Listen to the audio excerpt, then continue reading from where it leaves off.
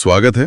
आज हमारे सामने भारतीय संविधान से जुड़े कुछ दिलचस्प दस्तावेज हैं और इनमें ना अनुच्छेद 32 पर काफी फोकस है, वही जिसे डॉक्टर अम्बेडकर ने संविधान का हृदय और आत्मा कहा था। बिल्कुल, हार्ट एंड सोल। तो आज इन्हीं दस्तावेजों को थोड़ा खंगालते हैं और समझने की कोशिश करते हैं कि ये संवैधानिक उपचारों का अधिकार मतलब राइट टू कॉन्स्टिट्यूशनल रेमेडीज आखिर है क्या, और ये हम नागरिकों के लिए इतना जरूरी क्यों है। हाँ, देखिए, सीधे शब्दों में कहें तो ये आर्टिकल एक बहुत बड़ी ताकत देता है।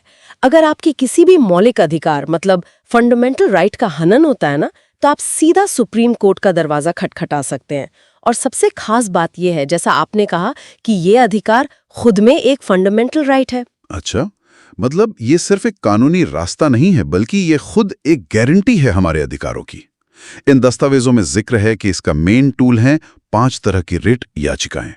हैबियस कॉर्पस, मैंडेमस, ये नाम थोड़े भारी लगते हैं। हाँ, नाम थोड़े लैटिन है पर कॉन्सेप्ट सीधा है। ये असल में कोर्ट के आदेश हैं, पावरफुल आदेश।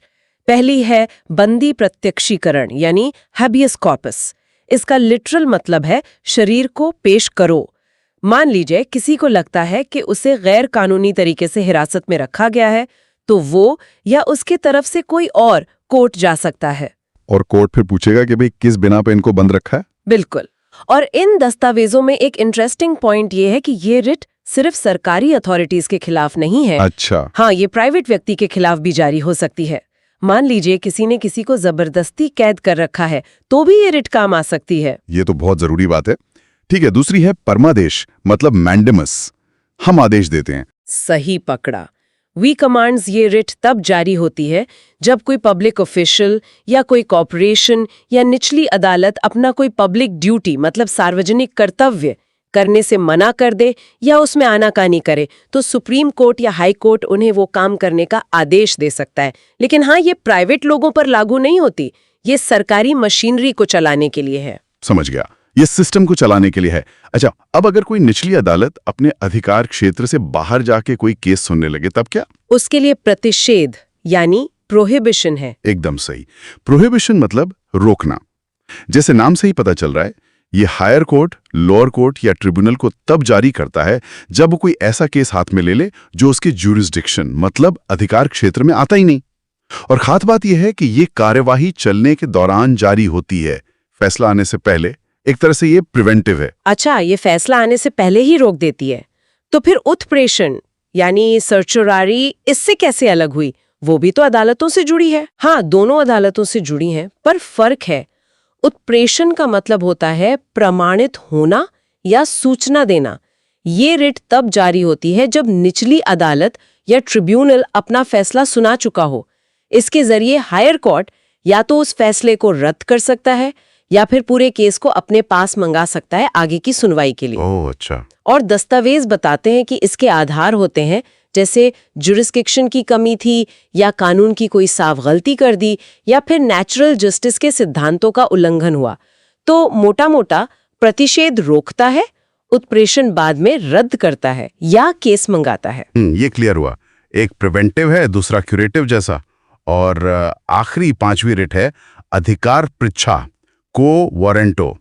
इसका मतलब था किस अधिकार से? बिल्कुल, बाय व्हाट अथॉरिटी। अगर कोई व्यक्ति किसी पब्लिक ऑफिस मतलब सरकारी पद पर गैर कानूनी तरीके से बैठ गया है, तो कोई भी नागरिक इस रिट के जरिए कोर्ट से पूछ सकता है कि भाई ये साहब किस हक से इस कुर्सी पर बैठे हैं।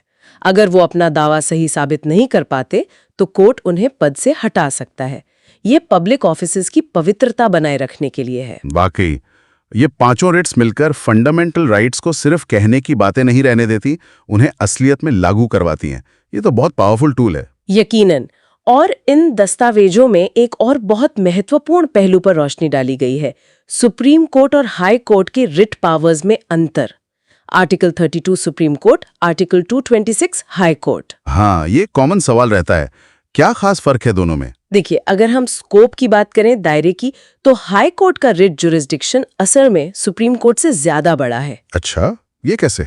वो ऐसे कि सुप्रीम कोर्ट आर्टिकल 32 के तहत सिर्फ फंडामेंटल राइट्स के हनन पर ही रिट जारी कर सकता है, जबकि हाई कोर्ट आर्टिकल 226 के तहत फंडामेंटल राइट्स के साथ साथ किसी और कानूनी अधिकार यानी एनी अदर पर्पस के लिए भी रिट जारी कर सकता है। तो हाईकोर्ट का कैनवस थोड़ा बड़ा है इस मामले में। और एक और बड़ा फर्क यह है कि क्योंकि आर्टिकल 32 खुद एक फंडामेंटल राइट है, इसलिए सुप्रीम कोर्ट आमतौर पर रिट याचिका को सुनने से मना नहीं कर सकता। अगर आपके फंडामेंटल राइट का मामला है तो आपको वहां सुनवाई का अधिकार है। लेकिन आर्टिकल 226 के तहत हाई कोर्ट की पावर विवेकाधीन है, डिस्क्रिशनरी। मतलब हाई कोर्ट चाहे तो मामले की मेरिट देखकर रिट जारी करने से मना भी कर सकता है। अच्छा, ये तो काफी बड़ा फर्क है। यानी सुप्रीम कोर्ट जाना एक अधिकार है, हाई कोर्ट जाना उनके विवेक पर निर्भर करता है। कुछ ऐसा ही समझ लीजिए। हाँ, इन पेपर्स में फंडामेंटल राइट्स में संसद की संशोधन शक्ति पर भी बात हुई है। केशवानंद भारती केस 1973 का जिक्र है। हाँ, वो तो लैंडमार्क केस है। उसी में सुप्रीम कोर्ट ने बेसिक स्ट्रक्चर डॉक्ट्रिन यानी मूल ढांचे का सिद्धांत दिया था। कहा कि पार्लियामेंट संविधान को अमेंड तो कर सकती है, फंडामेंटल राइट्स को भी, लेकिन संविधान के मूल ढांचे को नहीं बदल सकती। और ये मूल ढांचा क्या है, ये कोर्ट समय समय पर बताता रहा है। बिल्कुल। और बाद में मिनर्वा मिल्स केस 1980 में जुडिशियल रिव्यू यानी न्यायिक समीक्षा को भी मूल ढांचे का हिस्सा मान लिया गया। ये एक तरह का संतुलन है पार्लियामेंट की पावर और संविधान की सुप्रीमेसी के बीच। तो कुल मिलाकर देखें तो अनुच्छेद 32 और ये रिट सिस्टम हमारे मौलिक अधिकारों के गार्डियन हैं। ये पक्का करते हैं कि अधिकार सिर्फ कागज पर ना रहें। निश्चित रूप से ये नागरिक को राज्य की आर्बिट्ररी पावर के खिलाफ एक बहुत मजबूत हथियार देता है।